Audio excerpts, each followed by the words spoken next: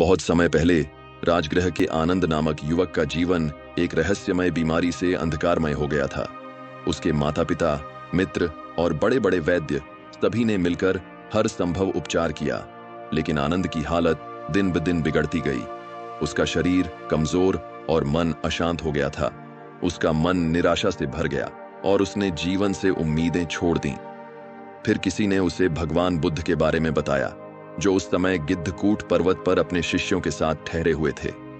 आनंद के माता पिता उसे बुद्ध के पास ले गए और जैसे ही बुद्ध ने आनंद को देखा, उन्होंने उसकी पीड़ा समझ ली। आनंद ने बुद्ध के चरणों में गिरकर कहा, हे गुरु, मैंने हर वैद्य और हर औषधि की कोशिश की, लेकिन कुछ भी काम नहीं आया। क्या मेरे ठीक होने का कोई उपाय है?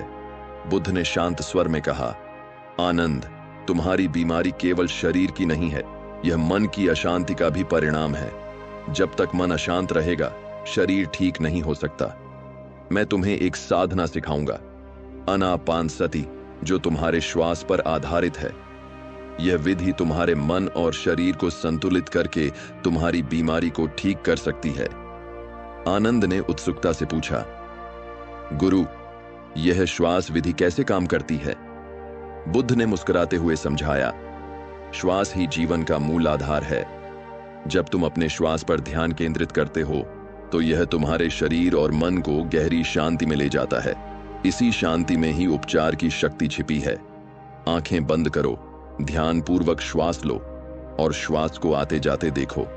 धीरे धीरे तुम्हारा शरीर और मन एक साथ ठीक होने लगेंगे। आनंद ने बुद्ध के निर्देशानुसार श्वास विधि का अभ्यास करना शुरू किया। पहले उसका ध्यान भटकता था, लेकिन धीरे धीरे वह अपनी श्वास पर पूरी तरह से ध्यान केंद्रित करने लगा। दिन बीतते गए और आनंद ने महसूस किया कि उसका शरीर हल्का और मन शांत हो रहा है। कुछ हफ्तों में उसकी बीमारी पूरी तरह से ठीक हो गई। दोस्तों, यह कहानी मात्र प्राचीन कथाओं का हिस्सा नहीं है। आज के वैज्ञानिक भी इस बात की पुष्टि करते हैं कि नियंत्रित श्वास शरीर और मन के संतुलन को बहाल करने में मदद करती है। शोध में यह सिद्ध हो चुका है कि श्वास पर ध्यान केंद्रित करने से तनाव कम होता है, रक्तचाप नियंत्रित होता है और शरीर की प्रतिरक्षा प्रणाली मजबूत होती है। जब हम श्वास पर ध्यान देते हैं, तो यह शरीर की स्वाभाविक उपचार प्रक्रिया को सक्रिय करता है। यह विज्ञान और अध्यात्म का अनूठा संगम है, जो हमें सिखाता है कि हमारे भीतर ही शांति और स्वास्थ्य की कुंजी छिपी है। बुद्ध की यह श्वास विधि केवल प्राचीन समय की एक साधना नहीं है, बल्कि यह आज भी उतनी ही प्रभावी है।